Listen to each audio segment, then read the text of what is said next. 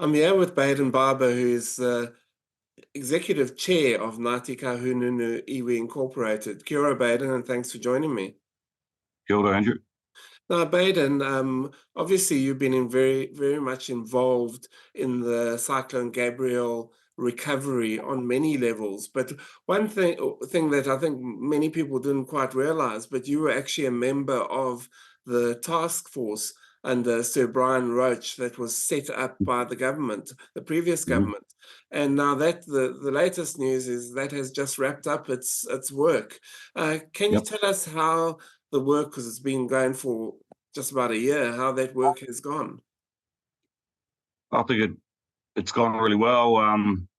Certainly right at the beginning for the first 6 to 8 months. I mean, we had a lot to discuss, a lot of advice to give to the government around how we should be rolling up the recovery. Had some good people on that task force and covered off business, it covered off community, government, local government. You know, we kind of covered off a lot of those bases and gave some good advice to the government around that. No surprises to me that it's been wrapped up. Now we've got a new government, they've got their own direction, and I guess the task force is kind of a hangover from a previous government, so they want to do things differently. Kate Pai. Did you think there was more work you could have done? Oh, there's so much more work to be done. You know, there's so much more in the recovery space. I mean, we just had the 1 year anniversary, and we heard from our communities themselves. Some of them have just moved back home from Marae and are still waiting for repairs, etc., etc. So there's a lot more work to be done, and hopefully this government will pick up on those themes and desires from the community and just make sure that they continue to roll out the support. So you're quite surprised by this? Did this take you by surprise, this announcement?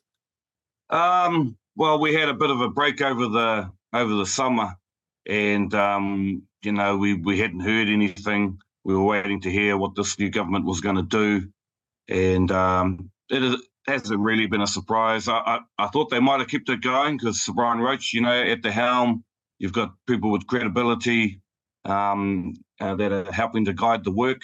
But it is what it is, and we'll just roll with it.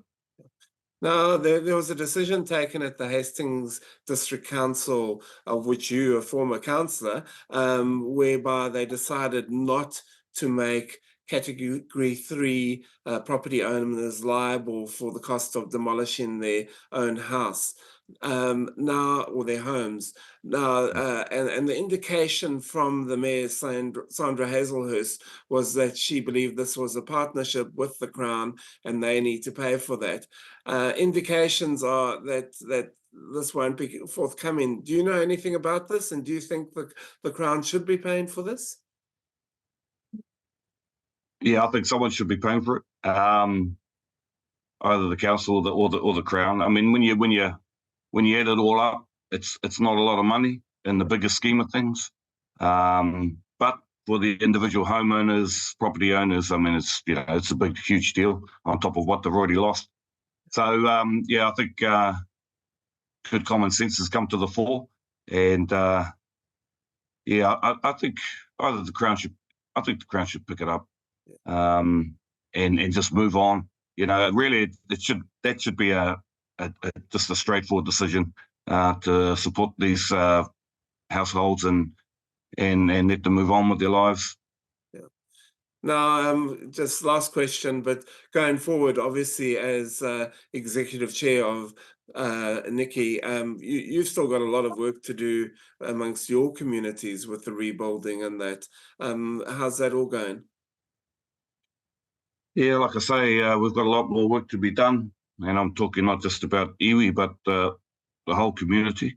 The Māori land issues around Category 3, I mean, that's a long tail behind general title land. So helping those hapu and whānau on their journey, I think it's going to be really important.